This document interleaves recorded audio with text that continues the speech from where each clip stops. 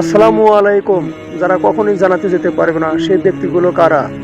চলুন জেনে নেওয়া যাক শেখ আহমদুল্লাহর মুখে। জান্নাতে যাওয়ার ক্ষেত্রে বাধা, সর্বপ্রথম যে হতভাগা মানুষদের কথা বলতে চাই, যারা জান্নাতে যেতে পারবে না তারা হলো যারা আল্লাহর প্রতি ঈমান আনে নাই। তার হাজারটা ভালো কাজ থাকতে পারে, আল্লাহ রাব্বুল আলামিনের কাছে সে কখনো জান্নাত প্রত্যাশা করতে পারে? যে আল্লাহকে স্বীকার করে না, সে আল্লাহর কাছে জান্নাত কিভাবে আশা করে? এইজন্য ভাইরা আমার, সহিহ মুসলিমের হাদিসে আসছে, নবী করিম সাল্লাল্লাহু আলাইহি সাল্লাম বলেছেন, লা তাদখুলুল জান্নাতা হাত্তা তুমিনু, তোমরা ততক্ষণ পর্যন্ত জান্নাতে প্রবেশ করবে না যতক্ষণ পর্যন্ত তোমরা ঈমানদার হবে না। অর্থাৎ ঈমানদার না হলে জান্নাতে যাওয়ার কোনো সুযোগ। এই প্রথম শ্রেণীর মানুষ, তারা দুনিয়া থেকে যদি ঈমান ছাড়া যায় তাহলে সেক্ষেত্রে চিরকাল তারা জান্নাতে নিষিদ্ধ থাকবে, অনন্ত অসীমকাল জাহান্নামে তারা থাকবে, জান্নাতে কখনোই আসতে পারবে না। আর বাটা আছে, এরা এক সময় তাদের পাপ এবং অপরাধের প্রায়শ্চিত্ত করার পর, এর শাস্তি পাওয়ার পর আল্লাহ তাআলা চাইলে তাদেরকে জান্নাতে দিতে পারেন। এবং তাদের ঈমান যদি থাকে, কোনো না কোনো সময় তারা জান্নাতে যাবে, তাদের গুনাহগুলো মাফ হওয়ার পর অথবা শাস্তি হওয়ার পর। তাহলে প্রথম শ্রেণীর কথা আমরা জানলাম, যারা জান্নাতে নো এন্ট্রি, তাদের জান্নাতে প্রবেশের সুযোগ থাকবে না। তারা হলো যাদের আল্লাহর প্রতি ঈমান নাই, যারা মুসলমান না, যারা ঈমানদার না, তারা চিরকালের জন্য জান্নাতে নিষিদ্ধ থাকবে। এক। নাম্বার দুই, আত্মীয়তার সম্পর্ক ছিন্ন করা। রক্ত সম্পর্কীয় আত্মীয়কে যদি কেউ স্থায়ীভাবে ছিন্ন করে, তাদের সাথে সম্পর্ক যদি একবারে কাট করে ফেলে, বুখারী মুসলিম এক যুগে বর্ণনা করেছেন, নবী করিম সাল্লাল্লাহু আলাইহি সাল্লাম বলেছেন, লা ইয়াদখুলুল জান্নাতা কাতি', আত্মীয়তার সম্পর্ক ছিন্ন করে দেয় যে, এই ব্যক্তি জান্নাতে প্রবেশ করবে না, সে জান্নাতে প্রবেশ করবে না। অতএব আত্মীয়তার সম্পর্ক যারা ছিন্ন করেছেন তারা তওবা করতে হবে। কোনো কারণে মনোমালিন্য হয়েছে আর চিরকালের জন্য সম্পর্ক ছিন্ন করে দিলেন, তো এটা হারাম। এই লোক যদি নামাজিও হয়, এই লোক যদি ওয়াজ মাহফিলেও আসে, এই লোক যদি জিকির আজকারও করে, এই লোক যদি তাসবিহ তেলাওয়াতও করে, যেহেতু সে আত্মীয়তার সম্পর্ককে ছিন্ন করে ফেলেছে, এই লোক জান্নাতে প্রবেশ করতে পারবে না যতদিন না সে তওবা করে তার পাপ থেকে, অপরাধ থেকে সে ফিরে না আসছে। নাম্বার তিন, চগলখড়ি করা। এই বদভ্যাস আমাদের সমাজে এখন প্রচুর পরিমাণে আছে। অনেক মানুষ আছে দেখবেন, মুখে দাঁড়িয়ে আছে, মাথায় টুপিও আছে, হয়তো নামাজ কালামও পড়ে, কিন্তু চগলখড়ির বদভ্যাস আছে, এই চরিত্রটা আছে যে আমার কাছে এসে ওনার বদনামি করবে, ওনার কাছে গিয়ে আমার বদনামি করবে, আমার কাছে এসে আমাকে পামপট্টি দিবে, ওনার কাছে গিয়ে ওনারে পামপট্টি দিবে। এরকম লোক আছে না নাই? ঘরে ঘরে, আল্লাহ মাফ করুন, আমাদের অনেকের মধ্যে এই চরিত্রটা আছে না নাই?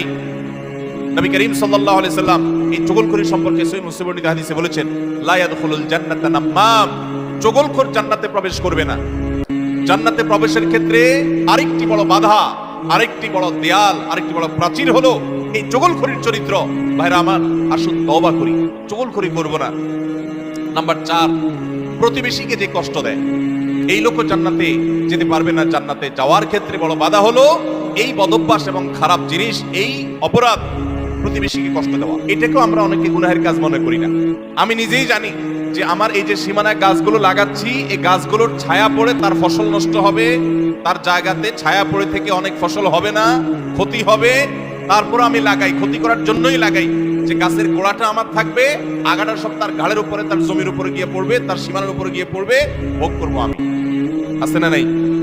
ভাইরা আমার, হাঁস দিয়ে, মোরগ দিয়ে, সন্তান দিয়ে, বিভিন্ন ভাবে প্রতিবেশীকে আমরা অনেকে কষ্ট দেই। নবী করিম সাল্লাল্লাহু আলাইহি সাল্লাম সহিহ মুসলিম বর্ণিত হাদিসে বলেছেন, লা ইয়াদখুলুল জান্নাতা মান লা ইয়ামানু জারুহু বাওয়াইতাহু, যে ব্যক্তির প্রতিবেশী তার হাত, মুখ এগুলোর কষ্ট দ্বারা, তার ক্ষতি এবং অনিষ্ট থেকে যে ব্যক্তি নিরাপদে থাকে না, অর্থাৎ প্রতিবেশীকে যে শান্তিতে রাখে না, প্রতিবেশীকে বিভিন্ন ভাবে কষ্ট দেয়, এই ব্যক্তি জান্নাতে প্রবেশ করতে পারবে না। ভাইরা আমার, প্রতিবেশী যে কত বড় একটা ব্যাপার, এটা আমরা বেশিরভাগ মানুষ বুঝি না। গ্রাম বলেন, শহর বলেন, বেশিরভাগ জায়গায় আমরা প্রতিবেশীর হক নষ্ট করি। নাম্বার পাঁচ, অহংকারী ব্যক্তি, যে অহমিকা দেখায়, দম্ভ করে, গরিমা নিয়ে চলে, মানুষকে মানুষ মনে করে না। কারোর টাকার গরম আছে, কারোর নাম যশ খ্যাতির গরম আছে, কারোর ক্ষমতার গরম আছে। আল্লাহ তাআলা এক একজনকে এক একটা দিয়ে পরীক্ষা করেন। এগুলোর মাধ্যমে যারা অহংকারী হয়ে যায়, এগুলোর কারণে যারা অহংকারী হয়ে যায়, এই অহংকারী ব্যক্তি কখনো জান্নাতে যাবে না। সহিহ মুসলিমের হাদিসে আসছে, নবী করিম সাল্লাল্লাহু আলাইহি সাল্লাম বলেছেন, লা ইয়াদখুলুল জান্নাতা মান কানা ফি কলবিহি মিসকালু যাররাতিন মিন কিবরিন, যেই ব্যক্তির অন্তরে যাররা পরিমাণ অহংকার থাকবে, দম্ভ থাকবে, এই মুতাকাব্বির অহংকারী ব্যক্তি জান্নাতে কখনো প্রবেশ করবে না। আল্লাহ রাব্বুল আলামিন হাদিসে কুদসিতে বলেছেন, অহংকার হলো আমার চাদর, এই চাদর নিয়ে যদি কেউ টানাটানি করে, আল্লাহ রাব্বুল আলামিন তাকে ছিন্ন বিচ্ছিন্ন করে ছাড়বেন, তাকে আল্লাহ তাআলা কখনো জান্নাত দিবেন। এজন্য ভাইরা, সবসময় বিনয়ী হয়ে থাকতে হবে। জান্নাতি লোকদের কিছু মার্কা আছে, এর ভিতরে একটা মার্কা হলো তারা বিনয়ী থাকবে, মাটির মানুষ হয়ে থাকবে, নিরীহ হয়ে থাকবে। তাদের উপরে সবাই চড়াও হতে চাইলেও তারা চড়াও হবে না, অর্থাৎ বিনম্র থাকবে। এটা জান্নাতি লোকদের মার্কা। এই জন্য ভাইরা বিনয়ী হতে হবে। 5 নম্বর, যারা জান্নাতে যেতে পারবে না, জান্নাতে যাওয়ার ক্ষেত্রে বাধা হলো অহংকার, সে অহংকারী মানুষ। 6 নম্বর হলো প্রতারক, 7 নম্বর হলো দান করে খোটা দেয় যে সে, আর 8 নম্বর হলো কৃপণ। ভিডিওটি ভালো লাগলে সাবস্ক্রাইব করুন, শেয়ার করে দিন, প্রচারে সহায়তা করুন।